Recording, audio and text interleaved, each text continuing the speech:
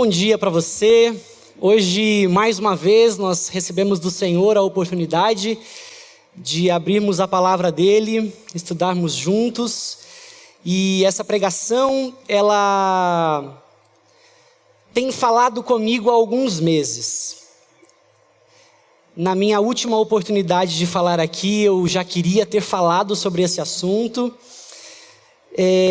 porque é um assunto que vem mexendo comigo há alguns meses, um tema que vem sendo alvo da minha reflexão, mas vem mexendo muito comigo, principalmente porque tem sido minha, talvez, grande dificuldade dos últimos tempos.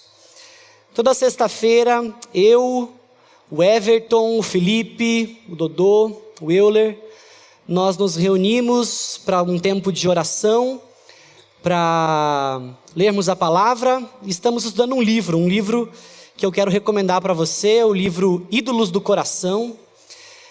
E essa mensagem de hoje, ela é baseada em um dos capítulos desse livro, o primeiro deles. E numa dessas leituras, eu fui profundamente tocado por um desses conteúdos. E eu queria muito que aquilo que Deus falou comigo, que aquilo que Ele destacou sobre a necessidade de mudanças na minha vida também possa ser um alerta para você. Acredito que muito da nossa função diz respeito a partilhar aquelas experiências com as quais nós temos tido dificuldades. É muito bom quando nós vimos aqui à frente, podemos falar sobre vitórias. Mas hoje eu vou falar sobre algumas derrotas. Minhas derrotas na construção de um coração que precisa aprender a desejar e a amar somente o Senhor. Um coração que precisa aprender a tê-lo como prioridade na vida. É possível que você nessa manhã, antes de sair de casa, tenha vivido uma experiência semelhante àquela que eu vou narrar aqui agora. Experiência que por muitas vezes, quando eu ia sair de casa para ir para a igreja, quando morando lá no litoral ainda, permeava esses momentos que antecediam nossa ida para a igreja. Minha mãe geralmente acordava mais cedo e começava a vagarosamente ir nos acordando a mim e meus dois irmãos. Como já é de se esperar, exigia da minha mãe uma santa paciência para lidar com a gente naquele momento, né? Daniel, acorda. Já vou, mãe. Henrique, acorda. Rafael, acorda. São os meus dois irmãos. E a gente ia enrolando, e ela com muita antecedência ia dizendo, vamos acordar, vamos acordar. Chegava uma hora que ela perdia a linha. O negócio é o seguinte, vamos acordar logo, porque eu quero ir para a igreja, eu quero chegar em paz na igreja hoje. Mãe, não grita, não tem ninguém gritando aqui não. E logo pela manhã a gente já aos berros era motivado a ir para a igreja. Sentava para o café e ela, rápido, porque se tivesse acordado a hora que eu mandei, não estaria atrasado. Mas mãe, deixa a gente tomar café em paz. Não, paz não, eu quero ir para a igreja em paz. E vocês não estão deixando. Mãe, deixa a gente tomar café. Não, se tivesse acordado na hora que eu falei, não precisaria estar agora me ouvindo brigar com vocês. E ela dizia com muita frequência que a única coisa que ela queria era ir para a igreja em paz. Quem aqui se identifica com isso? As mães aí estão assim, fala mesmo, Deus. E é muito possível que essa seja a nossa experiência. Existe alguma coisa de errado em querer vir para a igreja em paz? Nada de errado. Mas muitas vezes, nós queremos a coisa certa, mas ainda que desejando a coisa certa, a buscamos de forma equivocada. Muitas vezes desejos legítimos ocupam lugares ilegítimos no nosso coração, e nós somos dominados por esses desejos e passamos a mover toda a nossa vida, toda a nossa existência em função de satisfazer esses desejos que em si não tem nada de errado. Mas a ocupação que eles tomam no nosso coração podem se tornar um problema. É possível que esses desejos legítimos se tornem deuses para nós. Mas não Deus como aquele sobre quem nós cantamos aqui há pouco. Mas deuses pequenos, deuses de bolso. Motivo pelo qual o tema da minha pregação hoje é Deus de bolso. Deuses de bolso são esses deuses que nós carregamos conosco, que nós acreditamos serem capazes de oferecer aquilo que nós queremos. Ou muitas vezes esses desejos aos quais nós buscamos, achando que eles vão ter condições de nos satisfazer, por engano. Hoje nós vamos pensar um pouco sobre a história de uma personagem bíblica que no seu coração nutriu um desejo equivocado. Essa personagem é Raquel. Raquel, esposa de Jacó.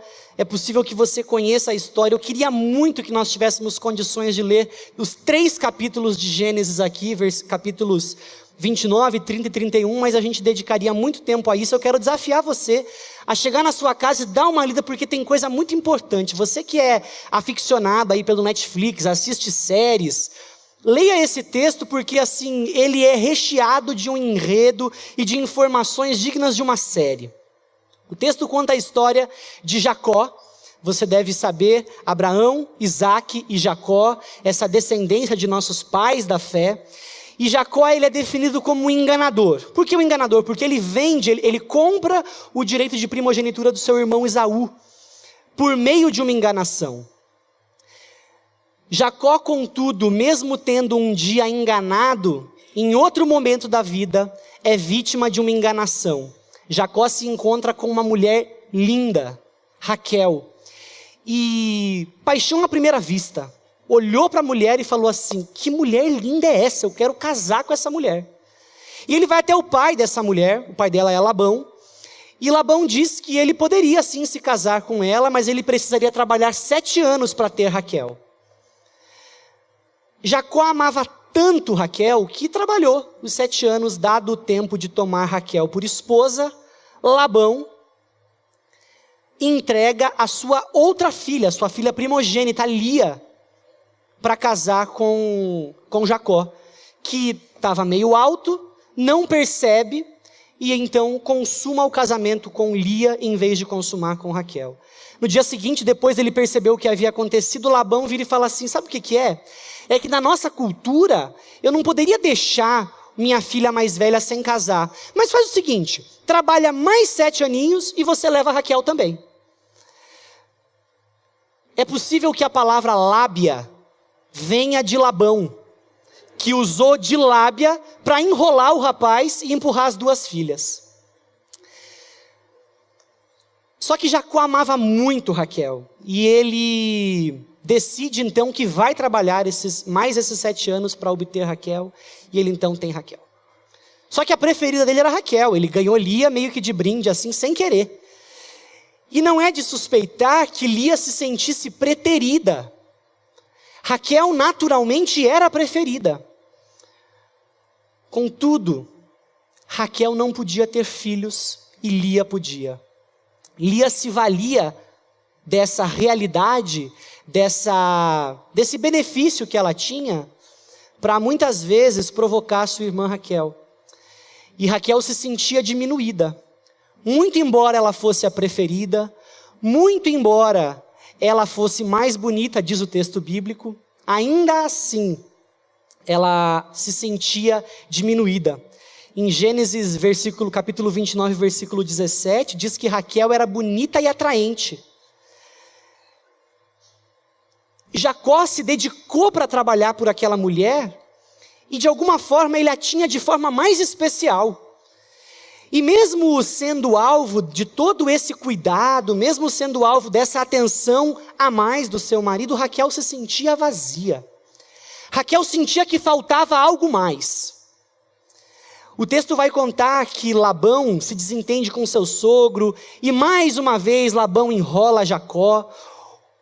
E o texto vai dizer que em dado momento, Labão diz para Jacó que ele poderia sim ir embora, e eles fazem um combinado, e no meio desse combinado, na hora deles irem embora, Raquel passa na casa do seu pai e rouba os ídolos do pai dela, para levá-los consigo na sua viagem, quando eles estão indo embora da casa dos pais.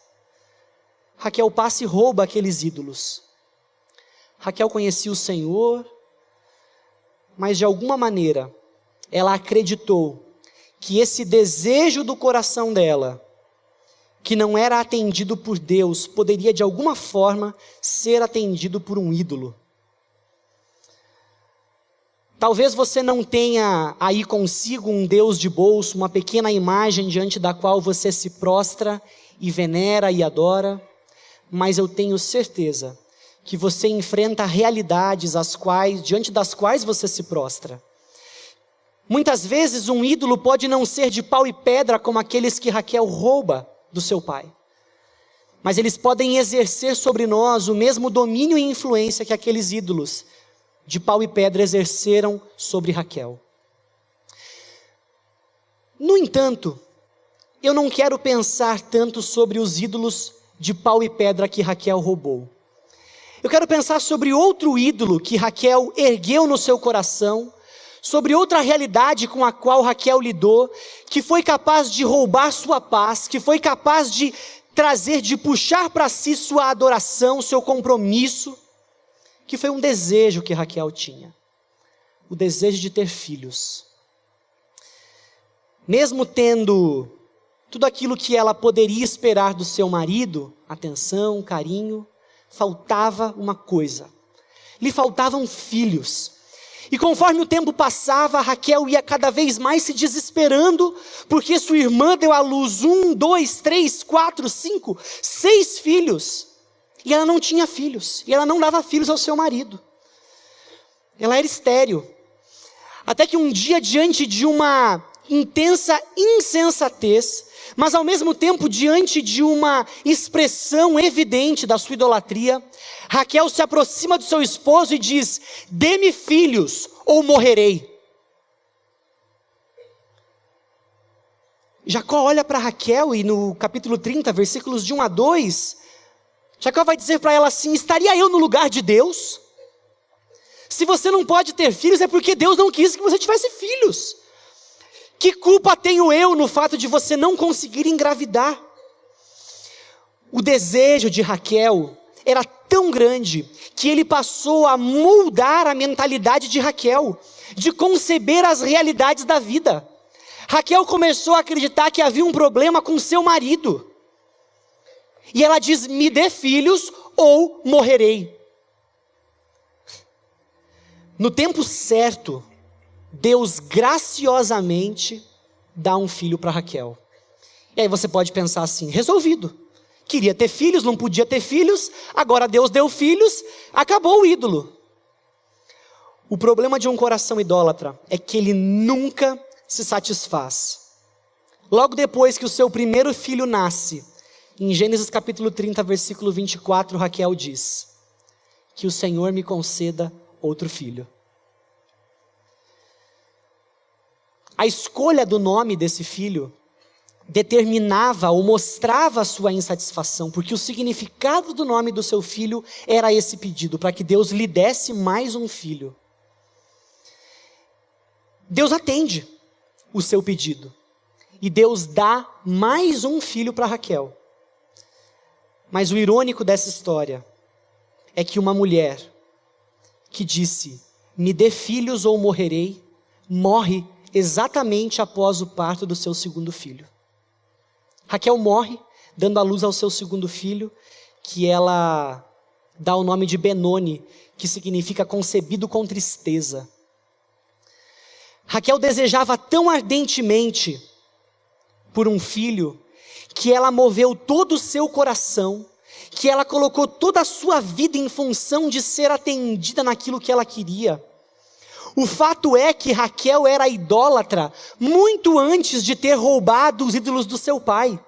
Esse desejo por filhos consumia o coração de Raquel e governava a sua vida de uma forma que ela não conseguia pensar ou agir de qualquer outra maneira que não concebendo a necessidade de ter filhos. Raquel decidiu então escolher para si um Deus que ela pudesse manipular, um Deus que fosse mais dócil, um Deus que ela pudesse moldar de acordo com as suas vontades. O Deus Todo-Poderoso, Criador dos céus e da terra, o Deus que havia feito uma promessa aos seus antepassados, dizendo que dele haveria uma grande nação, esse Deus não era suficiente para Raquel, ela precisava de um ídolo. Ela precisava de alguém que pudesse ser manipulado de acordo com as suas vontades. Ela precisava de um Deus que ela pudesse carregar no seu bolso. Lendo essa história, eu comecei a pensar sobre os meus ídolos, sobre aqueles que eu talvez tivesse na minha casa. E eu comecei a pensar, o que eu preciso ter na minha vida para que ela tenha significado, para que eu seja feliz? E você pode responder essa pergunta também, para identificar se no seu coração também existe algum ídolo.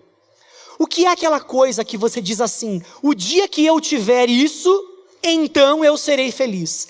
A que você condiciona a sua felicidade? A que você condiciona a sua satisfação? Se você for capaz de identificar o que é isso, você vai ter identificado um ídolo do seu coração. João Calvino vai dizer que a natureza humana é uma fábrica de ídolos. Nós o tempo todo buscamos alguém a quem nós possamos adorar. Porque Deus criou o homem para a adoração. E o mais triste é que o homem decide abrir mão da adoração ao Deus único e verdadeiro para se prostrar, ora diante de pau e pedra, mas ora diante de um filho, ora diante de um esposo, ora diante de uma esposa, ora diante de uma carreira, ora diante do prazer, ora diante do lazer. O fato é que quando nós não adoramos a Deus, invariavelmente nós encontramos um outro ídolo a quem nós vamos adorar. De certa forma, esses ídolos falsos, eles se apresentam para nós e nós os buscamos como que tentando receber aquilo que somente o próprio Deus é capaz de oferecer. Nós esperamos que esses deuses falsos, esses ídolos, nos abençoem. Raquel poderia pensar assim, o dia que eu tiver filhos, como a minha irmã Lia, então eu serei feliz. E talvez é possível que hoje você pense, se eu tiver um esposo mais atencioso, então eu serei feliz. Se a minha mulher for uma mulher mais gentil, mais amorosa comigo, então eu vou ser feliz. Se eu tiver filhos mais bem educados, mais comportados, então eu serei feliz. Se eu receber aquela promoção que eu tanto espero e pela qual eu trabalho, então eu serei feliz. Você pode perceber isso quando, por exemplo, uma criança faz uma birra. Muitas vezes a reação dos pais é uma reação enérgica, necessária quando uma criança faz uma birra. Mas muitas vezes o que está em jogo ali não é a educação daquela criança, mas é a honra dos pais. E o pai sente sua honra sendo posta em xeque, porque aquela criança o está envergonhando. O que as pessoas vão pensar de mim quando virem essa criança dando esse vexame aqui? É possível fazer a coisa certa pelo motivo errado. E se você decidir tratar os seus problemas pensando na sua honra, você está fazendo pelo motivo errado. E a sua honra se torna um ídolo. É por esse motivo que Jesus vai dizer que nós precisamos buscar o reino de Deus em primeiro lugar. É por esse motivo que Jesus vai dizer que nós precisamos sim estabelecer uma escala de prioridades. Se Jesus diz que o reino precisa ser buscado em primeiro lugar, Ele está dizendo que existem coisas mais importantes e coisas menos importantes. E Ele vai dizer que quando nós buscamos o reino em primeiro lugar, quando Ele é o primeiro lugar, quando Ele é o centro de nossas vidas, as demais coisas passam a ocupar o seu lugar correto. Agora, quando nós colocamos qualquer outra coisa no lugar errado, isso desencadeia um processo de erro que alcança todas as áreas da nossa vida. Se Deus não for o primeiro lugar nas nossas vidas, é impossível que as demais coisas encontrem ordem. É importante lembrar da música que nós cantamos há pouco, tu cumprirás o desejo do meu coração se eu te buscar. A busca por Deus reconfigura o nosso coração e o torna apto a pedir, a desejar as coisas que Deus quer que nós desejemos. Se você pegar um ímã e o deixar em contato com um metal, com um garfo, por muito tempo, o ímã, o garfo, ele vai se apropriar das propriedades magnéticas daquele ímã. E embora o garfo continue a ser um garfo, se você passar aquele garfo perto de um outro garfo, ele vai atrair. Mas ele faz isso não porque ele virou um ímã, mas porque a exposição intensa e extensa a um ímã fez com que ele pegasse ou se apropriasse das propriedades magnéticas do ímã. Tu cumprirás o desejo do meu coração se eu te buscar, significa que, à medida que nós buscamos Deus, o nosso coração se conforma ao coração dele, e o nosso coração passa então a desejar aquilo que Deus quer que desejemos, motivo pelo qual Deus tem prazer em atender esses pedidos. Parece que a idolatria ela vai ganhando tons e vai nos dominando de uma forma, e ela se apresenta diante de nós como uma alternativa possível para que alcancemos aquilo que desejamos. E no cerne da idolatria existe um coração ensimesmado. Por que Raquel queria ter filhos? Ela queria ter filhos para cuidar de crianças? Se o desejo dela fosse tão genuíno assim, ela poderia cuidar dos filhos da sua irmã.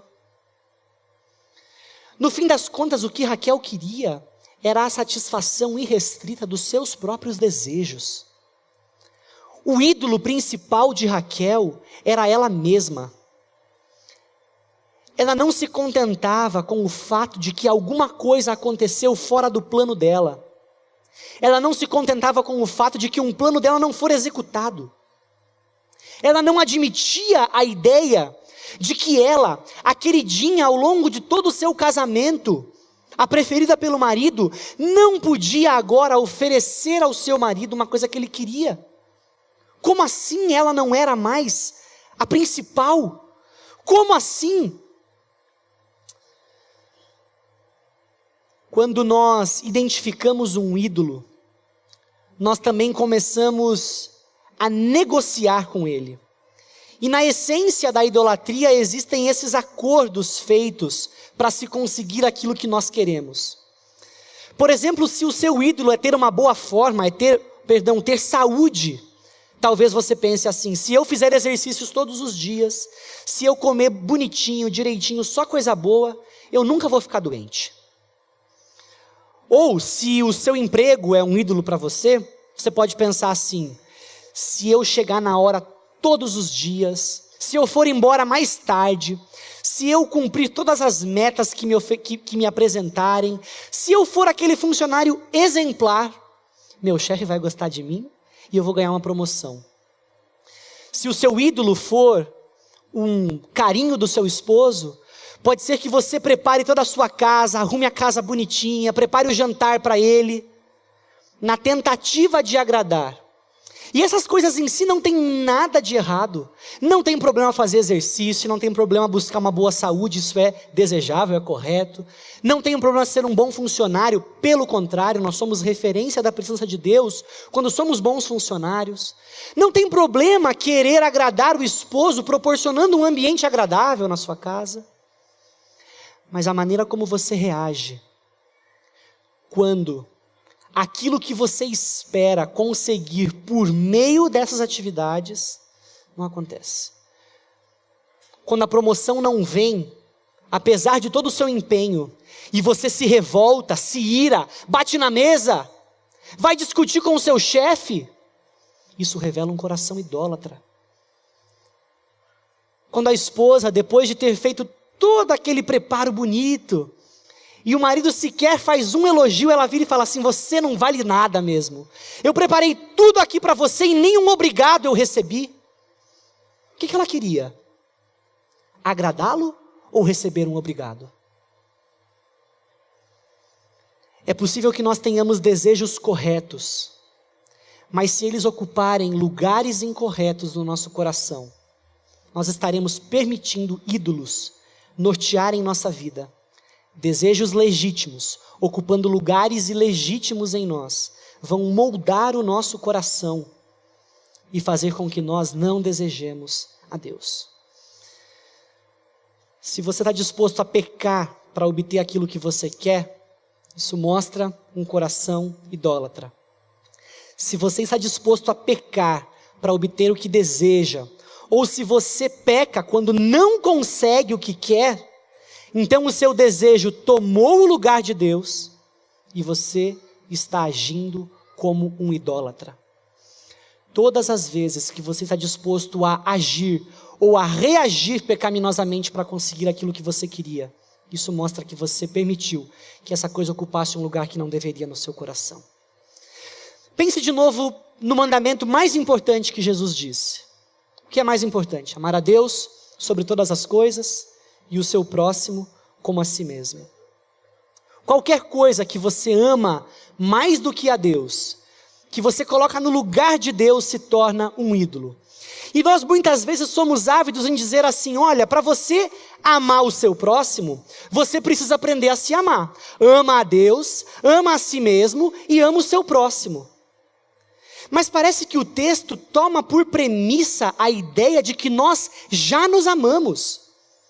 Muitas vezes em conversas, talvez você já tenha ouvido alguém dizer algo assim, eu estou numa fase da minha vida que eu estou precisando aprender a me amar primeiro. E muitas vezes nós usamos esse discurso como um pretexto para que nós paremos. Nós usamos esse pretexto aprendizado do amor próprio como um empecilho para o nosso amor aos outros, para o nosso cuidado de outros. O apóstolo Paulo, escrevendo aos Efésios, no capítulo 5, versículo 29, vai dizer que ninguém jamais odiou sua própria carne. Ou seja, ele vai dizer que nunca houve alguém que não amasse a si mesmo. Então existe uma falácia por trás desse argumento de que nós só podemos amar o próximo quando nós amamos a nós mesmos, porque a premissa que Jesus usa é de que nós já nos amamos. Então pega esse referencial, pega todo esse amor que você dedica a você mesmo e passe a dedicar a outros. Uma vez aconselhando uma pessoa, nós fomos almoçar e no buffet havia algumas saladas e havia umas alfaces meio murchas assim, e umas um pouco mais viçosas, bonitas. E essa pessoa que dizia não conseguir se amar, foi pegar a salada. Que alface você acha que ela pegou? A murcha ou a bonitona, verdinha? A bonitona. Depois a gente conversando, ela dizendo sobre essa incapacidade dela de amar a si mesma, perguntei assim, por que você escolheu justamente aquela alface mais bonita? Ela olhou para mim com aquela cara de, é óbvio, por que tendo uma coisa boa eu vou escolher a ruim? Meus irmãos, nós sabemos nos amar. Nós não precisamos aprender a nos amar. O que nós precisamos é pegar esse amor todo que nós dedicamos a nós mesmos e dedicá-lo a outros, como uma expressão do nosso amor por Deus. Se nós vivemos a nossa vida em função de nos agradarmos, nós somos os nossos ídolos. Se você vive sua vida em função, se tudo aquilo que você faz diz respeito a como você conquista a atenção das pessoas para você, talvez a gratidão delas, talvez o elogio delas, você é o seu próprio Deus. O que Raquel fez com seus ídolos? Mesmo depois de confrontada pelo seu marido, mesmo depois de confrontada pelo seu pai, Raquel mente dizendo que não tinha aqueles ídolos. Quando o pai se aproxima dela, ela diz assim, olha, eu queria poder mostrar a minha bolsa, mas é que eu estou no meu período de menstruação, então eu não vou poder sair daqui. Ela inventa essa história para que Labão não se aproxime dela e não veja que na bolsa dela estavam os ídolos. Mas depois, em Gênesis 35, nos versículos 2 e 4, nós vemos Jacó dizendo assim, livrem-se dos deuses estrangeiros que estão entre vocês. Depois, no versículo 4. Então entregaram a Jacó todos os deuses estrangeiros que possuíam, e Jacó os enterrou ao pé da grande árvore próxima a Siquém. Jacó pega essas imagens, as que sua esposa havia pego para si, e aquelas que os demais integrantes da sua família também talvez tivessem pego, e ele enterra essas imagens aos pés daquela árvore. É possível que hoje você também esteja aí com os seus ídolos escondidos na sua bolsa. Mas Deus hoje está dizendo para você: livre-se dos ídolos. E assim como Raquel, assim como Jacó pegou aqueles ídolos e os enterrou debaixo de uma árvore, hoje nós podemos e precisamos enterrar os nossos ídolos debaixo da cruz de Cristo. Porque somente Cristo Jesus é poderoso o suficiente para alcançar o profundo do nosso coração e evidenciar que nós temos sim ídolos. Motivo pelo qual o apóstolo João vai dizer: filhinhos, guardem-se dos ídolos. Se o alerta não fosse necessário, não teria sido dado. Anos depois, nós continuamos a erguer no nosso coração altares para ídolos. Mas Deus nos chama a enterrá-los debaixo da cruz de Cristo, crendo que ela é poderosa para nos auxiliar e para nos instruir, para que amemos somente a Deus, porque é Ele quem muda os nossos corações. O autor aos Hebreus, no capítulo 4, versículos de 13 a 16, vai dizer: nada em toda a criação está oculto aos olhos de Deus, tudo está descoberto e exposto diante dos olhos daquele a quem havemos de prestar contas. Pois não temos um sumo sacerdote que não possa se compadecer de nossas fraquezas, mas sim alguém que, como nós, passou por todo tipo de tentação, porém sem pecado. Assim, aproximemo-nos do trono da graça com toda a confiança, a fim de recebermos misericórdia e encontrarmos graça que nos ajude no tempo da necessidade. Deus conhece os ídolos que vão no nosso coração. E Ele mesmo sonda o nosso coração e destaca a necessidade que nós temos de abrirmos mãos deles. E mais do que isso, Ele nos providencia toda a graça necessária para que lidemos com esses ídolos, para que os retiremos do altar do nosso coração e deixemos somente o Senhor Deus como o nosso Deus, como aquele que controla a nossa vida, nossos desejos, nossas intenções, tudo aquilo que nós somos. Quando você se sentir preocupado, irado, com medo, como Raquel, tentado a correr para um ídolo, você pode recorrer ao trono da graça de Deus. Você pode pedir para que a palavra de Deus faça uma guerra com a sua alma e te confronte com poder nesses momentos. E creia, Deus faz isso. Ele nos confronta com sua palavra e nos ensina a desejarmos somente Ele. Você vai descobrir que o nosso Deus é um Deus próximo e sensível, capaz de se compadecer. Você precisa pedir para Ele que Ele o ajude a crescer, e Ele faz isso. Senhor Deus, nos ajuda, Pai. Ajuda-nos a retirar tudo aquilo que tem roubado o Teu lugar dos nossos corações. Seja um trabalho, seja a atenção das pessoas, seja um relacionamento. Deus, não permita que nada nem ninguém ocupe o lugar que pertence somente ao Senhor. Que pelo contrário, Deus, o nosso coração seja um trono erguido para Ti. Que a Tua palavra nos confronte, Deus, todos os dias, de forma que ela se mostre para nós como um instrumento que vai nos quebrantar, que vai nos moldar, em nome de Jesus. Amém.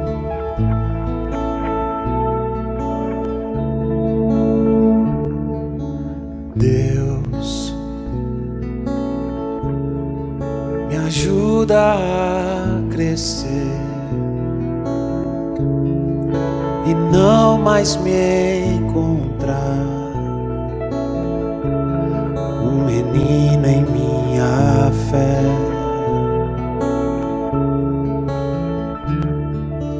Deus, eu quero amadurecer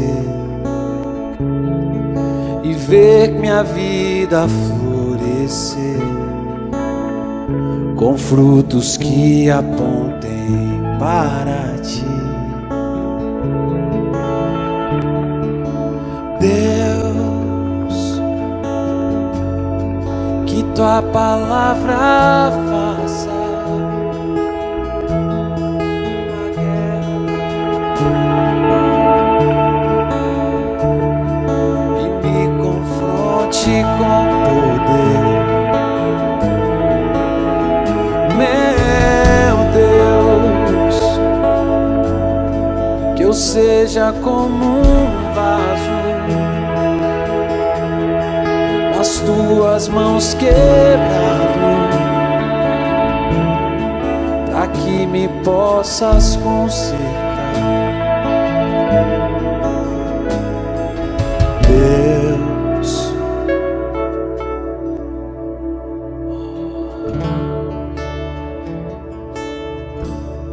me ajuda.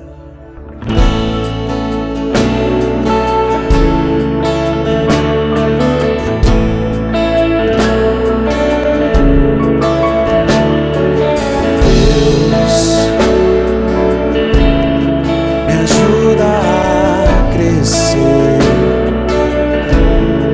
e não mais me encontrar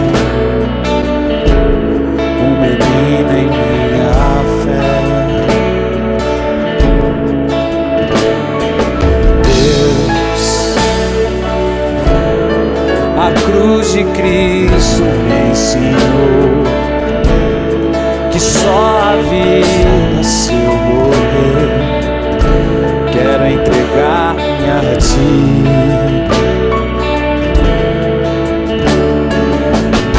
Deus, que tua palavra faça